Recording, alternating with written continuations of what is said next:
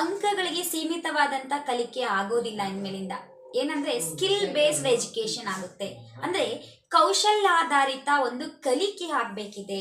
ಈ ಒಂದು new education policy ಹೇಳೋದೇ ಅದನ್ನ ಕಲಿಕೆಗೆ ಪ್ರಾಧಾನ್ಯತೆಯನ್ನ ಕೊಡ್ಬೇಕು ನಾವು.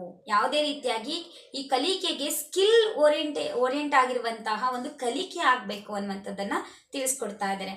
ಮುಂದಿನ ದಿನಗಳಲ್ಲಿ ಏನಾಗ್ತಾ ಹೋಗುತ್ತೆ ಅಂದ್ರೆ ನಾವು ಯಾವುದೇ ರೀತಿಯಾದಂಥ ಪಠ್ಯ ಪುಸ್ತಕಗಳ ಬಳಕೆ ಮಾಡ್ದೇನೆ ಈ ಒಂದು ಹೊಸ ನ್ಯೂ ಮೆಥಡಾಲಜಿಗಳನ್ನು ನಾವು ಅಳವಡಿಸ್ಕೊಳ್ಬೇಕಾಗುತ್ತೆ. ಆ ನ್ಯೂ ಮೆಥಡಾಲಜಿಗಳನ್ನ ನಾವು ಬಳಕೆ ಮಾಡ್ಕೊಳ್ಬೇಕು ಅಂದ್ರೆ ನಾವು ಅಪ್ಗ್ರೇಡ್ ಕೂಡ ಆಗಬೇಕಾಗಿದೆ.